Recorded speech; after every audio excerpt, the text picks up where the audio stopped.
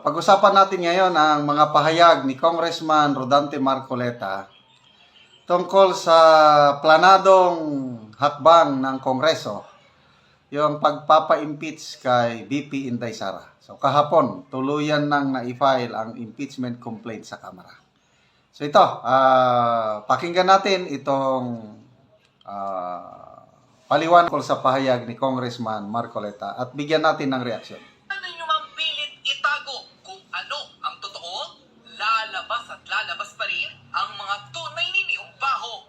Sa isang pambihirang pagkakataon, isiniwalat na ng Sagip Party List Representative na si Congressman Rodante Marcoleta ang tunay na plano ng House of Representatives at ang di umano'y tunay na dahilan kung bakit siya sinipa o tinanggal sa 5 komite ng Kongreso. Sa isang pambihirang pagkakataon at interview ni Marcoleta sa programa ng Net25, ibinulgar nito na hindi aksidente ang samot-saring intriga at isyu na pilit ibinabato sa opisina ng OVP, partikular na sa Vice Presidente na si Sara Duterte. Hindi rin daw nagkataon kung bakit tila sunod-sunod ang mga komiteng dumidinig di umano sa confidential fund at issues ng opisina ni VP Sara. Ang lahat raw ng ito ay planado tulad ng mabuking ang Marikina representative na si Stella Kimbo sa mismong committee hearing nito. Tama rin daw ang hinala ng maraming netizen na konektado sa naging pagdinig ng congressman na si Joel Chua ang di umano'y committee hearing ni Stella Kimbo dahil ang kanilang plano tuluyang idiin at siraan sa publiko si VP Sara para di umano'y maging smooth na ang impeachment case laban dito. Ngunit ayon mismo sa Sagip Party List Representative, hindi lang raw si VP Sara ang tila pinag-iinitan ng mga kapwa nitong kongresista dahil ang tunay na pakay rin daw nila tanggalin at pilayan ang mga taong tumutulong sa Vice Presidente para mailabas ang katotohanan at lihim ng mga kapwa nilang mambabatas. Tulad ni na Representative Gloria Arroyo at Rodante Marcoleta na siyang unang nagbigay ng Okay, so noong kainitan ng hearing sa Kamara sa budget ni OBP, matatandaan na natin ang talagang umalalay kay VP Sara. Yan si dating Pangulong Gloria Macapagal Arroyo at si Congressman Dante Marcoleta. Mga aliado talaga ni VP Sara itong dalawa. Kaya lang nakakapagtaka, ngayon tahimik na si Congresswoman Gloria Macapagal Arroyo. Wala na akong narinig na statement of support niya. Lalo na ngayon na naisampa na ang kaso, impeachment, laban kay VP Sara. Tahimik siya. Ano sa tingin nyo? Bakit tahimik si PJ May? Hindi katulad nito si Congressman Marcoleta na very consistent. Salita siya ng salita. Lalo na yung kanyang programa sa ganang mamamayan, sa Net25. Ang ganda yung mga talakayan nila doon. So, salamat po, Congressman Dante Marcoleta. Yung tinanggalan siya ng membership ng 5 committees. Ang pinaka-importante niyan, yung Committee on Justice. If I'm not mistaken, siya yung vice chairman. Yung Committee on Justice, yan ngayon ang mag-handle sa impeachment complaint labang kay VP Sara. So, hindi ito aksidente lang. It's a planned move. Natanggalan siya doon para wala nang sagabal pag talakayin ang impeachment complaint. Kasi wala na siya eh. Kung vice chairman siya, ay nako. Mabigat ang kanyang tinig kung vice chairman. Kaya tinanggal. So, planado lahat. Yan ang sinasabi niya. So, sino na lang? Wala nang mga kongresista na umaalalay. I believe maraming sympathizers pa rin ni VP Sara dyan. Kailang tahimik lang.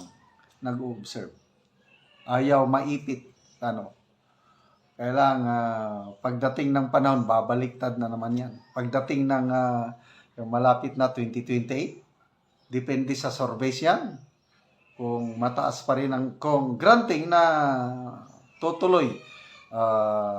Nakakandidato si BP Sara sa 2028 at kikita nyo yung rating niya, siyang leading. Nako, babaliktad na naman ang mga yan. Katulad kay PRRD. Ang kumandidato si PRRD, underdog siya eh. Walang machinery. Mayor lang sa Mindanao, wala. Hindi nila kalay mananalo. Pagdating ng malapit ng eleksyon, biglang pumataas ang rating ni PRRD. Yun na, balimbing na, dami nang nagpahayag ng suporta kay PRRD. Kay Mayor Duterte na. Ganyan din ang mangyayari yan. Itong mga kongresista na nag-observe lang yan. Sa ngayon, doon lang muna sila sa tighawak ng pondo. Alam nyo na kung sino. Porta sa pagdinig ng 2025 fiscal year budget ng OVP. Ang nakakagulat pa sa revelasyon ng Saging Party List representative matapos raw siyang tanggalin sa 5 komite ng Kongreso, tila di umano'y mas mapapadali na raw ang impeachment laban kay VP Sara dahil isa siya sa mga di umano'y hindi na pwedeng magtanong sa mga mambabatas na gustong patalsikin bilang ikalawang pangulo ang former mayor ng Davao. Kaya't ngayon pa lamang, pinaghahanda na ni Congressman Rodante Morgaleta ang mga taga-suporta ni Vice President Sara Duterte na huwag papayag sa di umano'y napaka-manipulative na gagawin ng House of Representatives para lamang ma-impeach ang Vice Presidente at matanggal bilang ikalawang pangulo ng bansa. Narito at panoorin ang full video kung saan pinatotohanan ng Saging Party List representative na si Rodante Morgaleta ang mga naging testimonya ni VP Sara na bukod sa nahuli nito si Stella Kimbo sa di umano'y stick to the plan ng Kongreso, totoo ang impeachment laban sa Vice Presidente para mapatalsik ito sa pwesto. Narito at panoorin ang full video. Is this part ba of what you said earlier, Representative Kimbo, let's stick to the plan? We stick to our plan. Ito ay planado. Planado. Nagmimina sila ng kahit anong maibabato nila sa Vice President. Magpapail ng impeachment. Yun. Analisan kayo ng mga committee position tsaka yung committee membership. Ano ba talaga nangyari? Bakit ko Limang komite. nabigla na lamang kami kinabukasan ay inalis sa inyo yung mga committee ito. Kung kayo na nga po magkwento. Sa Prediction ni Congressman Marcoleta. nabibigla kasi kung tutuntunin mo, talagang nagmimina sila ng kahit anong maibabato nila sa Vice President. Sa tamang panahon, akala nila pag nakakalat na sila ng ganito, magpapail ng impeachment. Saan magsisimula? Yan na, naipile na kahapon. Ang galing talaga itong si Congressman Dante Marcoleta. Nakikita niya na yung posibleng mangyari. Tama-tama.